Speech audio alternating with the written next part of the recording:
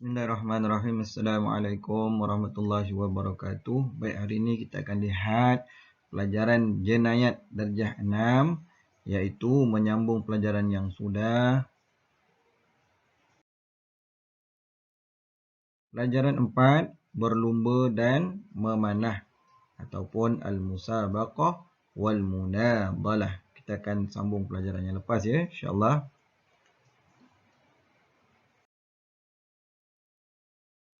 Okay, baik. Berkenaan dengan hukum, kita dah tengok yang lepas. Dan hari ini kita nak lihat 4.4 cara perlumbaan. Okay, 1. Hendaklah ditentukan kadar jauhnya, permulaan dan akhir. Kadar jauhnya adalah bagi kebiasaan binatang tersebut seperti perlumbaan kuda, unta, gajah, bagal dan sebagainya. Jadi ini merupakan antara syarat-syarat yang perlu ada sekiranya kita hendak mengadakan sesuatu perlumbaan.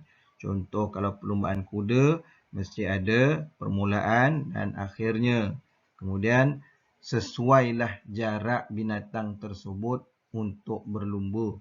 Janganlah kalau kuda sampai 1 kilometer ataupun 2 kilometer. Penatlah dia nanti kan.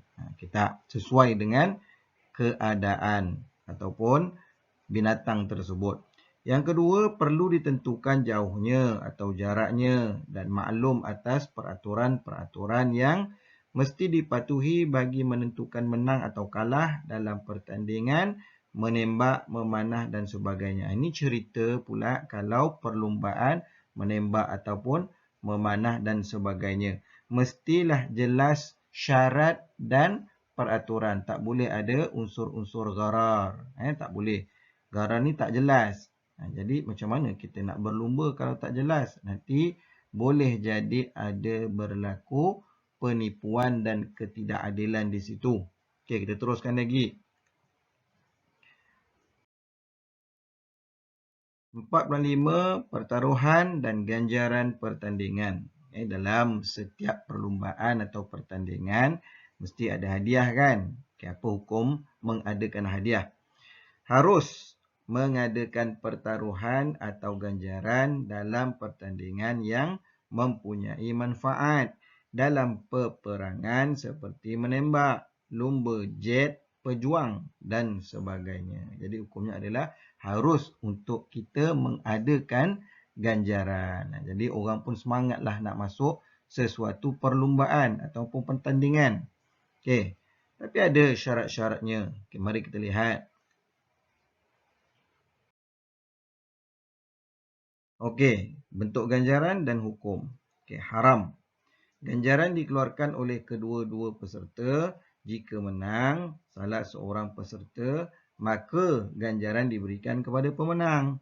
Hukum diharamkan kerana terdapat unsur untung rugi dan menyamai judi, al-maisir. Yang kalah perlu membayar ganjaran kepada pemenang. Jadi yang jelasnya tak boleh kita bertaruh dengan cara, okay, contoh kita nak buat pertandingan Beyblade contohnya kan. Okey, kau keluar RM10, aku keluar RM10. Siapa menang dia dapat semua. Tak boleh. Itu dianggap sebagai berjudi. Kenapa? Kerana ada pihak yang akan menanggung kerugian. Okey, kita teruskan lagi.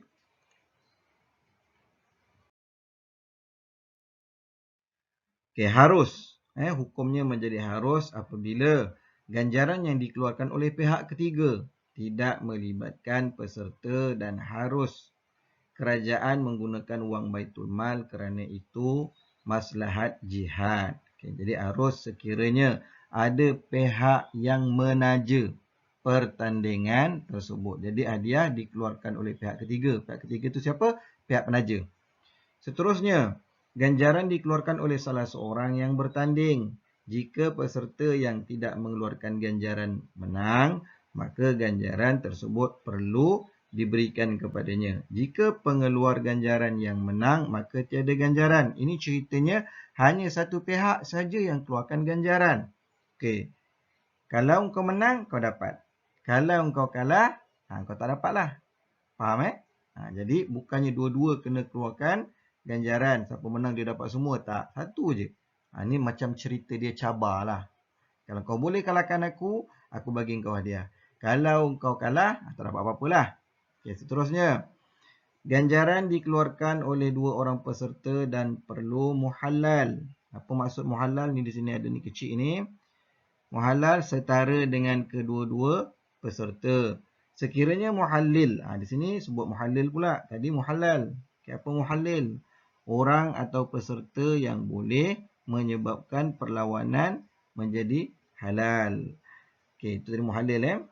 Sekiranya muhallil menang, maka ganjaran diberikan kepadanya. Sekiranya muhallil kalah, mana-mana peserta yang mengeluarkan ganjaran mengambil hak masing-masing. Faham tak?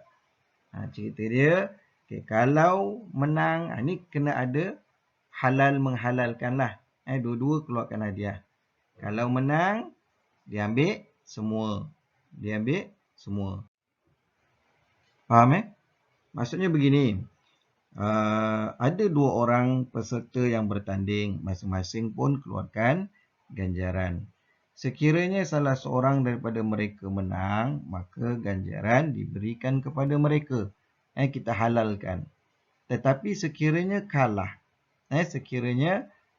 maka ambil bahagian masing-masing. Tadi kita dua-dua keluarkan ganjaran kan. Kalau menang, ni macam mencabar jugalah. Okey, aku cabar kau. Okey, jom kita buat satu cabaran. Okey. Kita letaklah apa hadiahnya. Contohnya kalau letak RM50, kau pun letak RM50. Okey. Sekarang aku cabar kau. Kalau kau menang, kau ambil semua. Tapi kalau kau kalah, ambil bahagian masing-masing. Ni dia ada pelik sikit lah bunyi dia kan. Selalunya yang biasa, yang nombor 1 dengan yang nombor 2 ni lah. Yang nombor 1 dengan yang nombor 2 ni. Okey. Walaupun yang ketiga ini juga dihukumkan harus. Okey, kita teruskan lagi.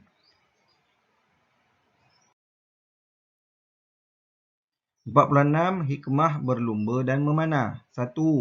Menjaga kesihatan di dalam Islam adalah dituntut dan digalakkan. Jadi hikmah dia yang pertama ialah kesihatan. Yang kedua, segala perbuatan yang boleh memberi manfaat kepada agama digalakkan untuk dilakukan. Sekiranya ada kelebihan, maka boleh dibuat. Yang ketiga,